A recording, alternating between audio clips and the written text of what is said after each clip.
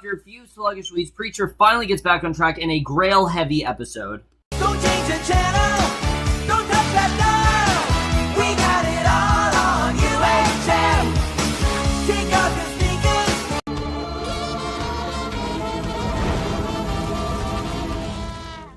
Hey guys, remember Preacher, Season 2, Episode 9 puzzle piece, and as you guys know, the past several episodes of Preacher I have not been the highest on. I don't think they've necessarily been bad. I just feel that compared to the level of plots that was going on in the first half, it just hasn't been up to par. It seemed like that second half has really been dragging things out, but this episode pretty much ended that. I mean, This is really what I want to see in Preacher, because this was awesome. And what's great about this episode is that it wasn't like moving full speed ahead. It's just more or less what we need in this show. It was really intense. There was a lot of action stuff going on here. We got a lot more with Grail Industries than I really expected to. In fact, I think we got more with them than we did with our main characters. And we had probably some of the best action set pieces we've had on this show yet. But let's just get into this episode, because I definitely do want to talk about it. I really love this episode overall. But right off the bat, we see Grail attendants. They're cleaning up Star's office and providing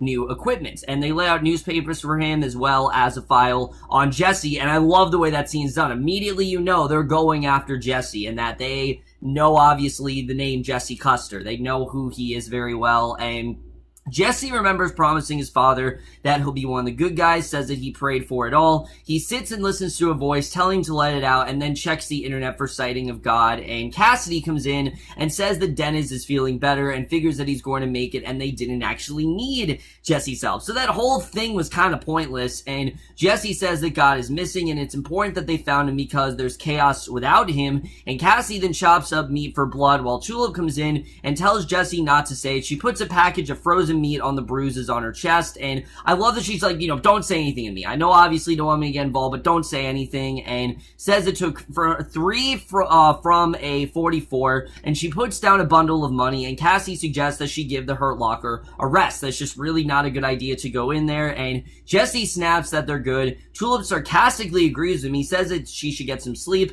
Tulip yells at him that she won't, but he uses the voice on her, putting her to sleep, and obviously now that the Saints, isn't after them, he can use the voice basically whenever he wants, which I do like seeing here. Obviously, the Saint Killers, he's coming back in some way. I mean, we see Graham McTavish's name in every episode. He's coming back, but for the time being, Jesse can kind of just use this his advantage, and I do like seeing that. But Cassie then glares in for a moment before taking the blood to Dennis, and basically, it seems that he's trying to do what he can to make sure that Dennis is okay and make sure that he does, in fact, heal. But I don't know if Dennis is actually going to stay this way. I think, I don't know if it's going to work out this easily for Cassie. We'll have to see. But later in Star's office, we actually do see Star in this episode, which I was happy about. Last week, we had a lot of stuff with Grail Industries that I honestly found really unnecessary, with them just, eating blueberry cereal and not really much going on. Here, we get a lot with Star. And Pip Torrens, oh my god, he is absolutely killing it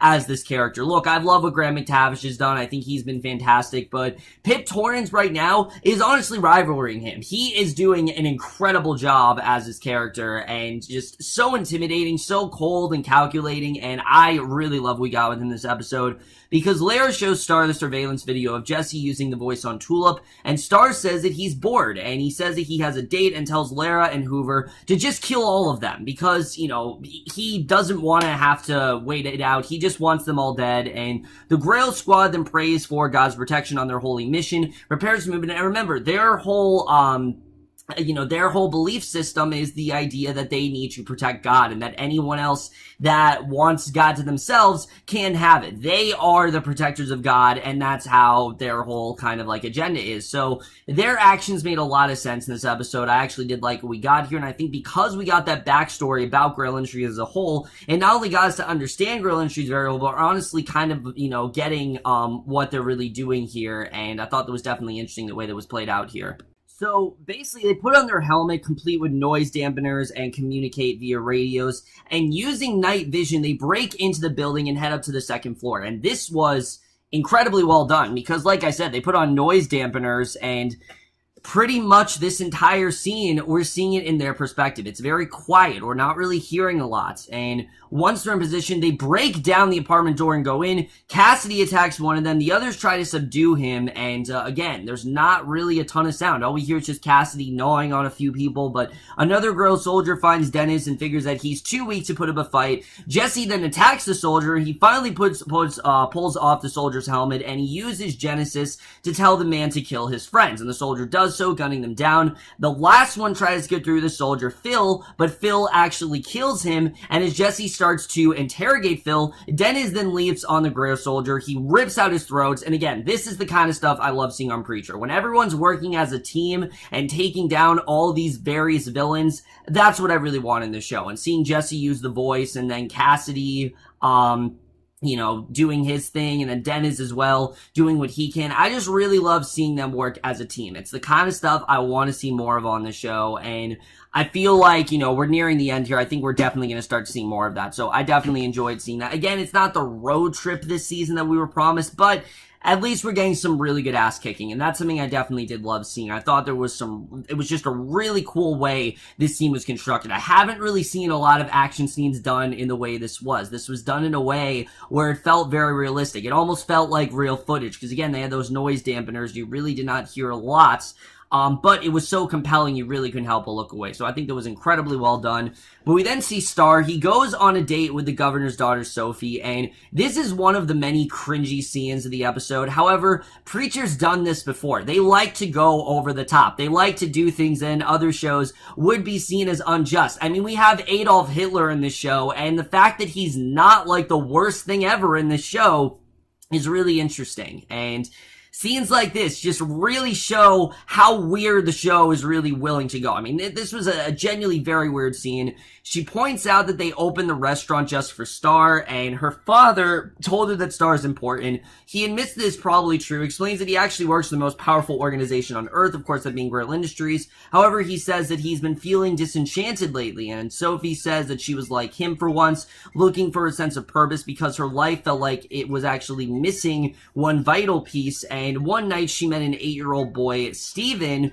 whose mother was actually a crack addict, we find out. And Steven was developmentally challenged, and she gave him one chocolate. He smiled for the first time, and Sophie realized that that was actually her missing puzzle piece, was by giving him this chocolate, by having this son. And Star dismisses it as a smile of a half-wit, and asks if her father's ever been in Angola, and he then tells Sophie to stand up and remove her shirt. Again, just a really weird scene, and we're talking about, like, right in public, and I get it that he owns the restaurant, so he can basically do whatever he wants with her, but, I mean, this was straight up, like, it was definitely sexual harassment, and she does so. Star tells her to hold a stick of butter in her hand and tuck it under her chin, and once she does so, Star asks how long she can hold her breath. And again, this is straight up hazing. I mean, this is the kind of stuff you see in colleges, and an aide then calls Star away. He tells Sophie to never mind and walks out. And on one hand, this was, like, darkly funny, because that's the kind of stuff that Preacher does. It was definitely darkly funny, but Star was so menacing in this scene that it honestly made me really worried, like, how far could this have gone? What really was Star gonna do? How far could he have escalated things? It just really shows that, yes, Star's had a tough road, but he's not a good man in any way. He's very powerful, and he likes to use women pretty much to his advantage, and there's a lot of mistreatment of women throughout this episode, which, again, I can understand why they did that. That's the kind of Star's character, and scenes like this really do show how menacing, and also kind of how, merciless and also limitless Star really has. It seems like he doesn't really have many limits. He'll kind of do whatever he wants to these women, and it definitely makes me very worried to see where this is actually going to take us. The next day at Star's office, we see Lara and Hoover wait, and Hoover tells Lara that he loves her, and she tells him to shut up. It's clear that she's not really focused on that at all, and immediately that shows distinction in Lara and Hoover. Lara is very work-oriented. Anything that she does is for Star. She seems like she's willing to do whatever. Hoover is a little bit more rational. He seems to actually have feelings, while Lara really doesn't, and Star then comes in, tells Hoover to stand on the tarp. He prepares to shoot him, and Lara says that they deserve to be put down, and as Star's gun jams, Lara clears it for him, says that Jesse poses a direct threat to the Holy Child. And she suggests that they should just activate Brad, and assures Star that it's just the right amount of kill. And I'm like, all right, what the fuck is that? What's Brad? You know, I'm assuming it's like some like nuclear thing, but intrigued, Star then asks for her name. Lara says that they've met 3 times before, and he says that he has a rape fantasy and wants a professional. So again, really fucked up stuff going on, but Lara says she'll contact Brad while Hoover takes care of the professional, and as they go, Star then warns that he's going to leave the tarp out, and it will be waiting if they fail again. So Tulip then wakes up, she goes to the bathroom to brush her teeth, and as she walks out, she steps on the loose floorboard where Jesse placed the cowboy's gun. She goes out to the kitchen, she finds the Grail soldiers' bodies, and Jesse has actually used Genesis to control the investigating policemen, and they report that the attacker's fingerprints aren't in the records. And he then tells Tulip that more will be coming and they'll be ready, and I like that he knows that this isn't the end. Like, there's gonna be more coming after them and they gotta be ready. So the police then set up a perimeter. They stand watch, and in their apartment, Lara tells Star that Brad is en route. Hoover is researching professionals, and she suggests that Star might actually prefer multiple prostitutes, and he agrees, and you're like, what the hell is this guy doing here? So Hoover then starts circling names, and Star checks his computer. He discovers that he actually has a cat virus, and it finally clears to show the video of Jesse talking to Cassidy about finding God. And intrigued, Star then picks up Jesse's file. He goes through his history, and again, you don't know what they're really planning to do here, but Dennis then feeds Cassidy some blood. He thanks him for turning him, and he accidentally burns his arm in the sunlight, and Cassidy warns him that he has to be careful from now on. So yeah, Dennis is actually a vampire, and they drink blood together to heal. Jesse comes in, Cassidy sends Dennis out, and Jesse then asks Cassidy why he didn't tell him that he was going to turn Dennis, and the vampire wonders if he would have been cool about it. Would he actually have been okay with him doing that? And Jesse assures him that, yeah, he would have been fine with it. And Jesse then says that the girl is coming back and they're going to get answers. He figures that they'll be there that night, and Cassie says that he'll do his best to be ready. He tells Jesse that he's not the one that Jesse needs to worry about. Tulip is the one that Jesse needs to worry about, obviously. So Jesse talks to Tulip, reminds her of the gang that they once fought for, outnumbered 15-2, and after the fight, she realizes that the earring she had for weeks was actually gone, and takes her hand, and Jesse tells her they need a fight. Tulip points out that he used the word on her, which he said he wouldn't do, and now he did, and he says that he didn't know what else to do. He was worried and asked if she dreamed, and Tulip doesn't answer. She does not want him to know about her PTSD. Again, this is the one thing holding the episode back for me. I still don't understand this story. What about the Saint of Killers is making Tulip this way? Why is he so powerful to the point where Tulip can't really, get over it? Why can't she get over this? I mean, she's fought so many criminals before. What is it about the Saint of Killers that had such a large impact on her? I just don't really understand it. And Jesse suggests that she sit out the coming fight. She laughs and says she's gonna need a gun. So as Hoover calls prostitutes, Tulip then knocks the apartment door. Lara puts on her bathrobe as Hoover hides it, and Tulip says that she needs Lara's gun. So again, Lara is pretending to be this character. I can't remember her name right now, but Lara gives it to Tulip, says to let her know if she can help, and again, Tulip just, she doesn't think much of it. So once Tulip leaves, Lara tells Hoover that a gun won't stop Brad. So again, you're like, what is Brad? What's this all about? And I think this perfectly sets up for the very disturbing climax. So that night, a man then pulls up to the apartment. He takes out a suitcase, and Jesse tells the police to send the man up. He goes inside, puts on latex gloves, and proceeds to start cleaning up all the blood traces. So Jesse tells Tulip who he is. Cassidy tells Jesse that he's ready. Dennis then turns on music and starts dancing, and Jesse yells at him to turn it off, and, because it's too loud, and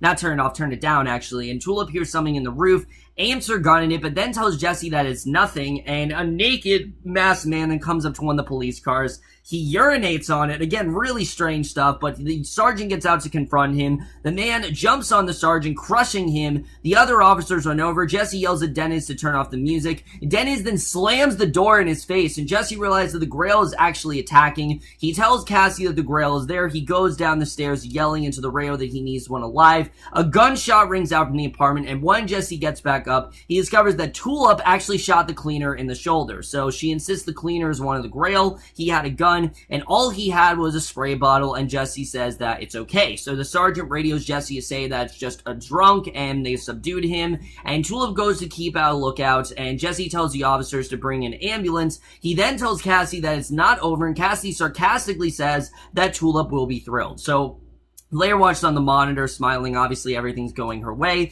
So overhead, a bomber prepares to stop Brad, a battle-ready remote-operated aerial drone. So now we know what Brad actually is this drone, and basically it's a very bad situation, obviously. So whoever tells Leia that they'll have impact in 23 minutes wonders if they should just evacuate, and she assures him that Brad is precise, and that if there's an error, then they'll have a noble death. And Hoover nervously smiles. He agrees. 3 thugs then come into Star's office. He tells him his receptionist has gone home for the night. Star wonders who exactly they are, and they say that they're professionals, and he figures that a mistake has been made, and he insists that he wanted women, not men. And when he offers to compensate them, they say it's not happening, and they straight up rape him, which, again, I mean, that's kind of what he gets for doing this to women. And I thought it was kind of darkly humorous the way that Star was reacting to this. He didn't really seem to care very much, and he's still bored. He sees Jesse's name on the file, realizes that it's the missing puzzle piece, and then smiles that this is kind of the key that they need. Jesse is actually something that they need. They don't need to kill him, they actually need to use him. So the bomber then releases Brad. Star calls Lara, tells her to call it off. He refuses to say why, and Lara tells Hoover to actually reroute the missile, and he doesn't know where. Lara takes over, discovers the laptop has a cat virus, and once she clears it, she sends Brad to Harry Connick Jr.'s house and just blows it up. So yeah, Harry Connick Jr. is dead on the show, which was really interesting. I'm not sure why Harry Connick Jr. of all people, but alright, whatever.